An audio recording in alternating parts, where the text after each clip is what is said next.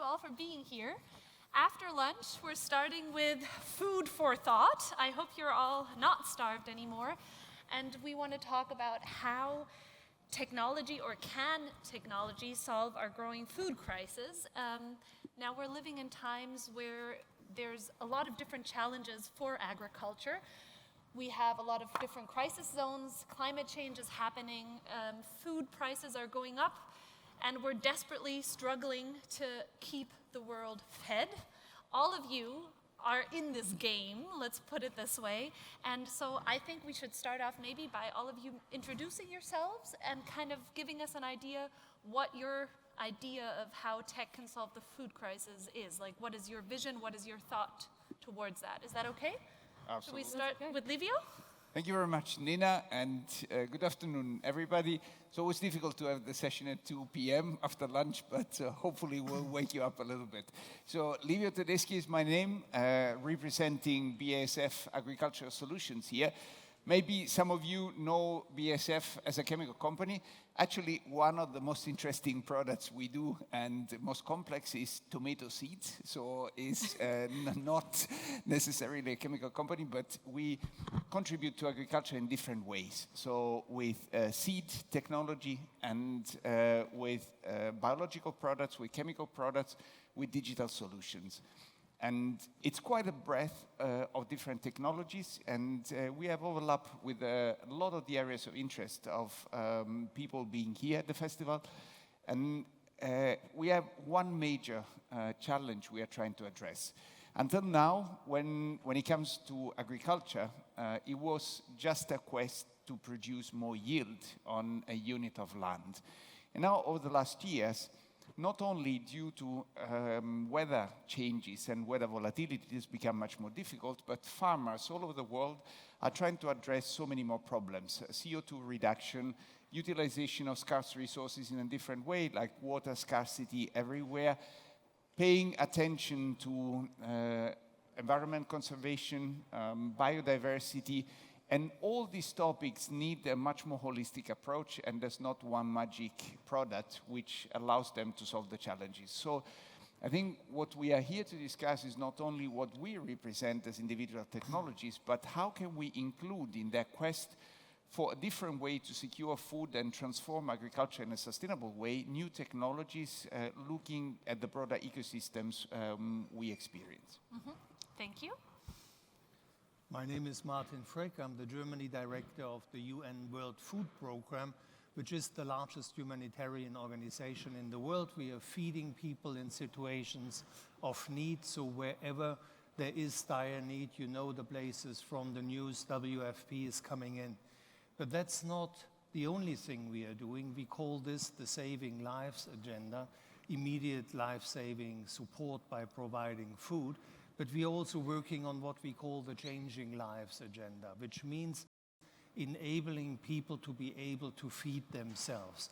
And this is becoming more and more pertinent.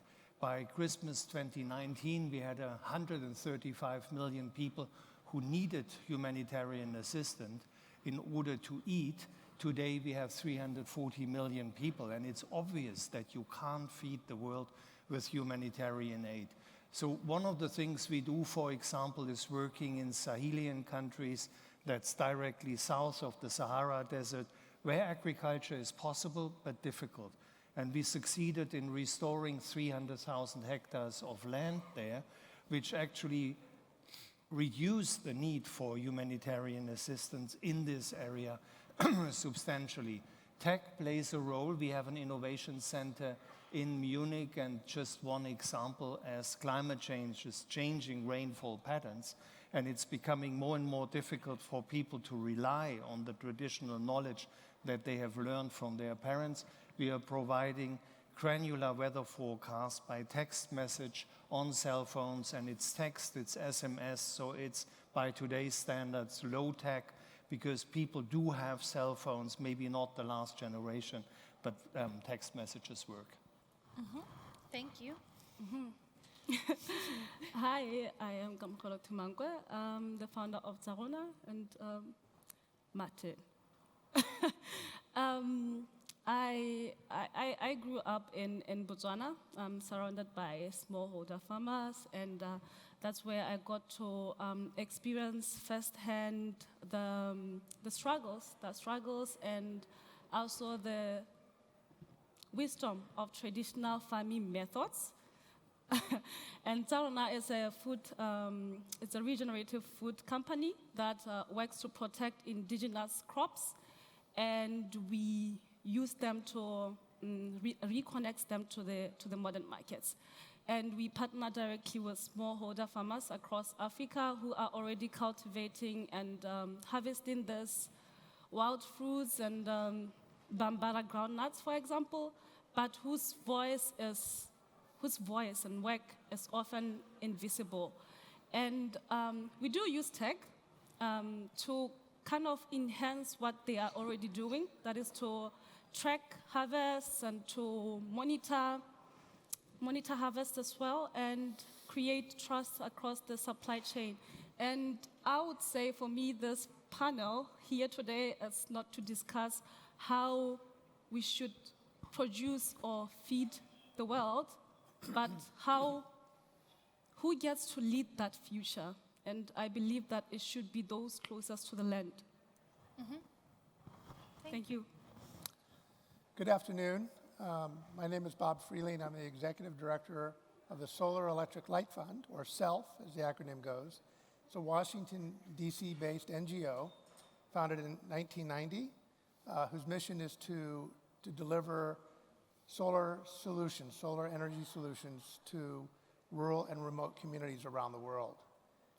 We've worked in more than 25 countries, and we've started off just focusing on solar lighting solutions for households, but then quickly evolved to look at a much broader range of applications that we could bring to enhance the quality of life, not just for individual families, but for entire villages. So we have been using solar to power schools and health clinics, microenterprise centers, bringing internet access. But I would say probably the most important thing we're focused on now is using energy access to deliver improvements in water and food security, using the power of the sun to provide access to water and food. A good example of that started about 15 years ago in Benin in West Africa, where diets were very restricted during the 6-month dry season.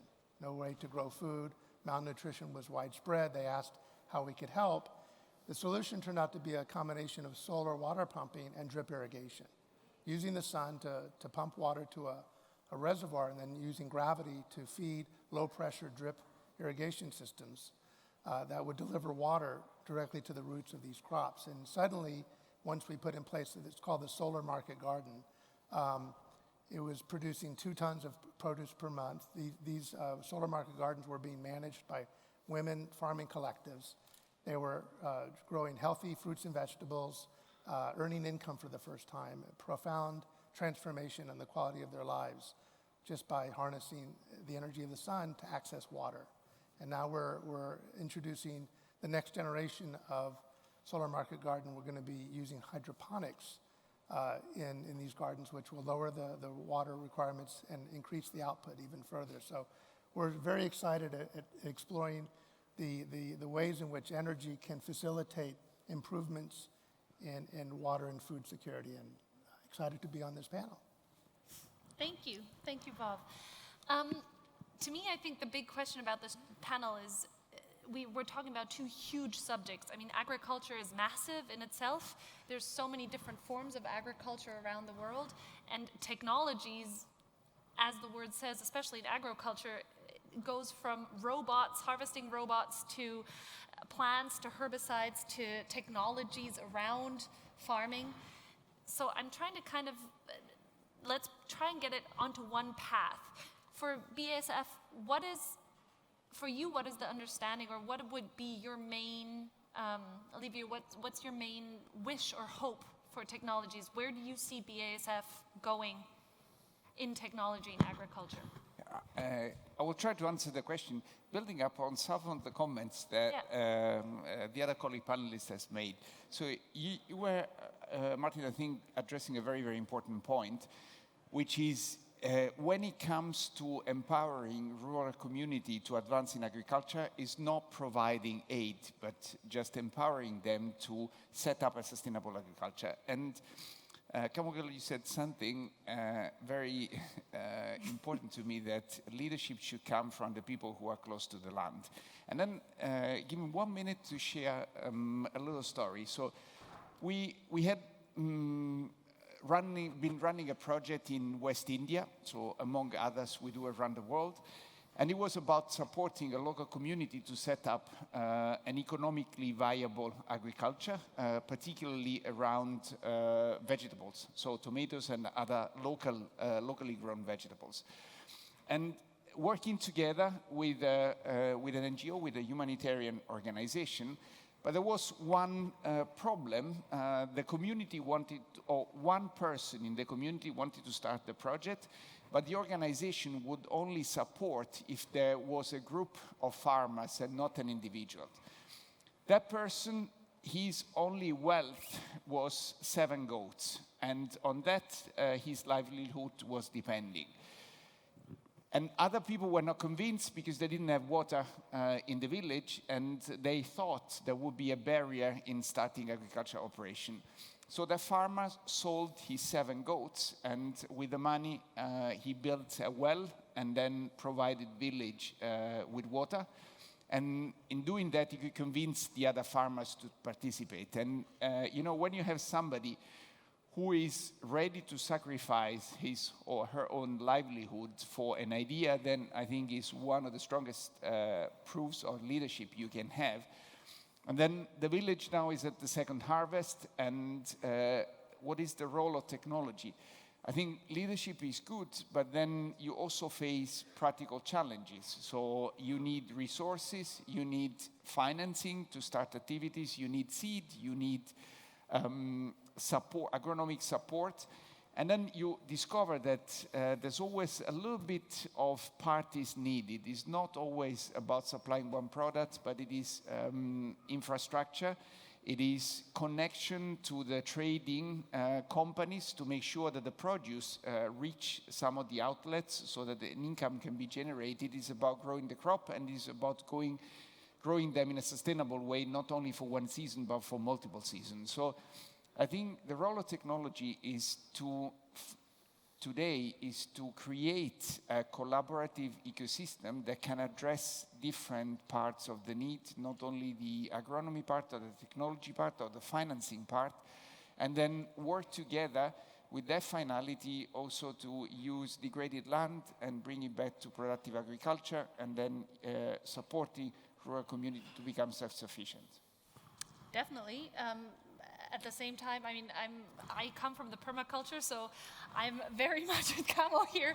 I think there's old technology, there's old methods and technologies, if you want to call it that, and old wisdom, which already has revolutionized agriculture and has, you know, made drastic changes. And I think a big problem of our time in agriculture is that we're actually forgetting what is already out there. We're kind of focusing on big crops in one direction, and we're missing out on all the old wisdom, on the old different plants which can actually deal with climate changes, and of farmers who have grown for generations in specific regions and farms, their farms to be sustainable and to like withstand the climate changes and the challenges of their areas. So I think it's actually, it's kind of in agriculture, a very twisted situation, because I'm not fully convinced that new technologies are actually what will bring us forward on the agricultural field. I totally see, you know, the examples you've been making, for instance, with solar, how you can do a structural, how you can overcome structural problems, or like you say, you know, with cell phones, that you can connect to each other, that you can do the supply chains and bring things out. To me, with BASF, the big question is, where do you see your company? What are the changes you want to do, or what is the technology you're betting on where you think you can, you know, assist these people here in agriculture? See, one part of that is whatever is helping farmers to become climate resilient. Mm-hmm. So agriculture has been always indicated as one of the reasons for climate change, because food production emits CO2. But interestingly, compared to other industries like mobility, construction, communication, so all consuming energy and producing CO2, agriculture can sequester carbon, so can actually revert that trend and not only reduce emission, but result in negative CO2 emissions. So for me, the topic of climate resilience and carbon farming are the big topic of these centuries. In a time where all other resources like water are scarce. So technology, which is supporting the reduction of CO2 emission and helping sequestration, is all top-notch.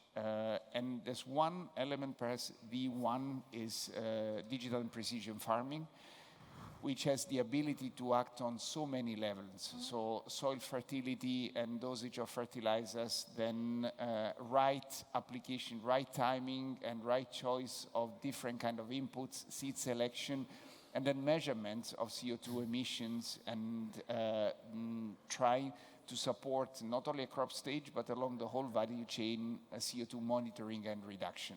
So I think these are big challenge and one of the example of work technologies, and this is what we as a company are also trying to heavily develop. So Livio, you are agreeing with me that we should stop reinventing this and kind of look at what's already adapting and then enhance that, support that, and give it more power. Right? That's what you're saying. You are agreeing with me that this tradition shouldn't be left on the side or pushed away because the crops don't grow the same way anymore. There are new pests and all this, but it's tradition and technology together, not either or, but both together. Absolutely. Awesome. I think we are looking at a system, our global food system, that needs to undergo fundamental transformation and integration. If I start with what we have witnessed over the last 5 years, just 2 examples is the COVID crisis and the war against Ukraine. And we have seen, as a global food organization, how the shock waves were not only felt where we expected it, like in the Middle East, but going all the way to Latin America, and you see how interdependent and interconnected the system is. Now, our system is based on 4 staple crops, providing more than 60% of the calories. That is a very high-risk strategy, and it yields also to environmental outcomes that we cannot afford.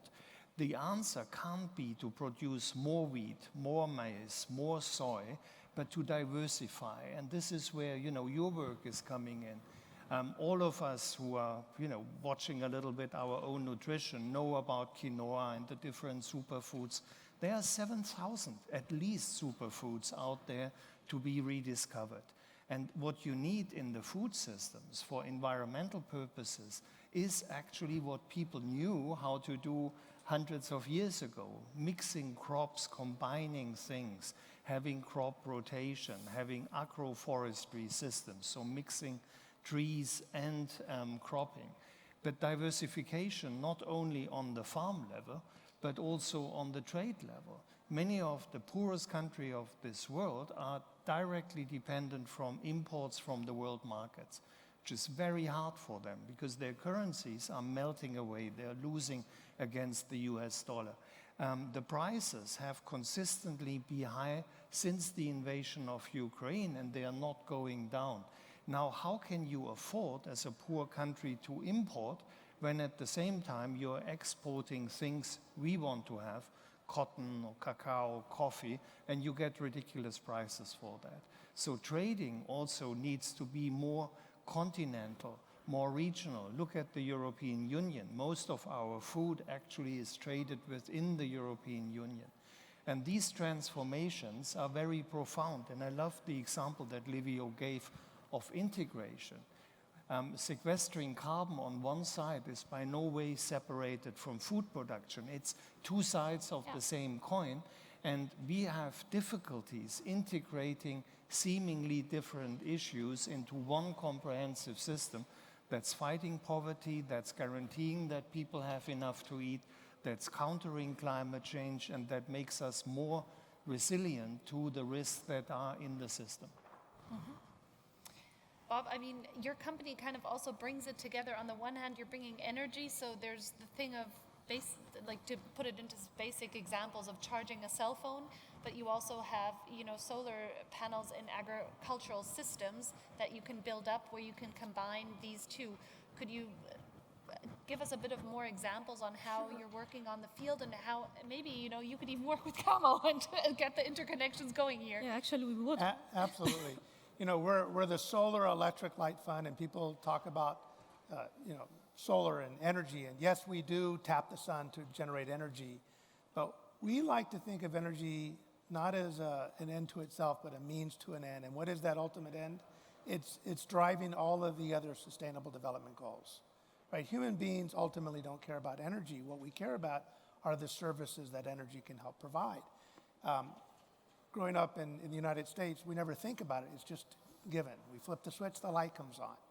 But for the billion people in the world that live beyond the reach of an electric grid, energy poverty undermines every aspect of their existence. So what we try to do as an organization is connect the dots. We try to figure out how we can use energy, in this case, clean, renewable, carbon-free energy from the sun, and apply it to what they care about.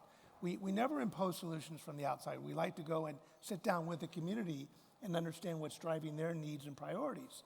So in the case of Benin, it was food security. They, for 6 months of the year, were suffering from almost zero food production. So we said, well, you need energy to pump water from these underground aquifers, and so we provided that source of energy from the sun, and suddenly they can grow all kinds of fruits and vegetables. But we like to go beyond just growing food, because when you talk about food, it's the whole value chain. It's growing food, it's processing food, it's storing food, right? How much food around the world is lost because there's no refrigeration? So we've actually taken a pretty deep dive into the whole cold chain and have worked a lot on solar-powered cold chain solutions for vaccines, but now we're moving into cold rooms for storing food. This is a big topic of ours lately, is how we can use solar cold rooms to ensure that the food that is grown lasts a long time. And then you've got transportation issues. How do you get food sustainably from the village to the market? So we are always thinking about all of these different aspects of sustainable development, and then working with the local communities, the NGOs, to come up with solutions that are tailored to their needs. I love that, Bob. You said that you're working with the community, because I think with food, you should be speaking to the farmers and not leaving them out and making, oh wow, so many inventions without talking to them and actually knowing what they need. Because I don't think they have a problem with producing food, but if you're sitting with them and you're asking them, what is it that you need? Then you work on that, and then you use tech to invent these amazing things that they are doing. So it's talking to the source, people who are experiencing climate change, who are growing your food, and stop this disconnect between people who produce the food and people who eat them, and the inventions, the innovations, the new innovations. Livio. No, No, and combining the two, no? Yeah. I mean, I think a big part of having, for instance, energy resources, like you say, is to be able to actually share knowledge and to combine that also with new knowledge and to find solutions that could maybe enhance something old, or the old can enhance something new again. Because I think we've drifted very far apart on the two, especially if you look at agriculture, Western agriculture, and then you're making a very important point. So on one time, the respect of tradition, the diversity of crops, which sometimes seem to have been lost in some geographies. But also one other point, Martin, you were talking about local production and local trade flows, and making an example in Europe that a lot of the production is also consumed internally. Still though, we eat bananas, we drink coffee and tea, we eat tropical fruits. None of them is grown in Europe, and the same. We're beginning in Spain. Well, Spain and Portugal have mangoes. By the way, because of climate change, some of that is beginning, but again, it's not a production, and some might like to eat some fruits in January when that's certainly not the season. So I think we need to recognize that there's also a global dimension of food production we cannot disregard. And hence, I see not only a collaborative approach to farmers and perhaps a little bit giving back their pride to farmers as stewards of the land and producers of food. At BASF, we call farming the biggest job on earth, and we convey our mission and for the love of farming, the biggest job on earth, which is something which has been a little bit lost over the last year, but is also trying to have a more collaborative approach across countries, because no geography can take a completely independent approach to food production, disregarding whatever is happening in other geography, because the interconnection is so strong today that there needs to be a way more collaborative approach than we've had in the past. And you mentioned Ukraine. I was in Kiev just a couple of weeks ago. You see the situation of farming there. I think you come with an emotional baggage which is affecting you for quite some time. But then that shows that a war in one specific geography is changing dynamic in the entire world. And this is the sign that a very collaborative approach to support innovation in a way which incorporates some of the traditional aspects and the producing community with all their diversity from big acre to local producers is absolutely important. Yeah, You wanted to- by all means. I mean, I'm not preaching autarky, and I couldn't survive without coffee, which is not growing in the European Union. It's just that for the basic needs of food, there is not always the solution to bring it from 8,000 miles away. So we have a little bit neglected on the African continent the own food production. But of course, you know, I'm very happy to buy imported fruit and coffee and cacao, and that's also part of a healthy trading system. The one thing cannot support the other one. The other thing, Ukraine, it's an absolute heartbreak. I mean, we are working on demining in Ukraine because silently, and we don't see that, this is probably the most fertile land on the planet, and it's systematically destroyed by land. 30% of the land is gone at the moment. Which is an unbelievable tragedy. Yeah, and I would like to give this one example about the diversifying the diets and diversifying what you grow. So I had this farmer in South Africa that I was working with, and he grows butternuts. Butternuts, I think it's cauliflower and broccoli usually, and I asked him to pilot and give me like a section of his large farm to make these nuts. And it was flooding from December and January and February. And you know where the story goes. My plant survived, and he made a loss. But then, he would just sell it in the market. But yes, it brings me back to this disconnect between what is valued in the market and what works in the fields. And yeah, this disconnect kind of, it doesn't support this farmer so much that this survive, and because there's no value added to it, and these nuts, we can make very awesome milk. I mean, if you don't believe me, my startup does amazing nut-based milk. It's really awesome. And we are giving value to these crops so that there is market for them, because they do work in the field and they work for the farmers, and shouldn't be producing broccoli coming from Africa. If an orange can come from there, imagine the indigenous crops that work there and promote agrobiodiversity, and they also give power to these farmers because they don't have to buy fertilizers and pesticides, and they don't need to irrigate it. They're just awesome plants. I'll spend the whole day if I had to talk about them. But yes, that's what I'm saying. This disconnect, we should all think about it. Yeah, and we should, I think in agriculture, the important thing is also to give back the pride to the farmers, but also to give them back the power. Because, it is one of the only jobs in the world where you can actually feed yourself, your family, and those around you, and stay that. And I think I would really be hoping for that. And I was actually very positively touched by our conversations before, Livio, because agriculture is such a game changer, not only for the people living it, for the people on the all of us. planet, but also us. for the entire ecosystem. And if we can manage to make it more sustainable, if we can go back to the roots, if we can give the power back to the different fields and then connect it as a whole, that would be a massive win for the entire planet. So thank you very much, and for seeing that vision, and for all of you for having this vision of a new and an old agriculture all in one, and for trying to connect those two. Unfortunately, it's already over. That's why I have to do this kind of closing statement. It felt like we just got started, so I'm kind of a bit frustrated.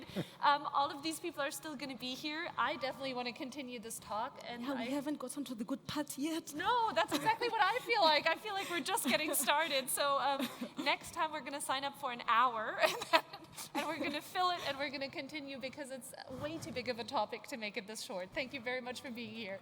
Thank you. Thank you. Give them a big round of applause.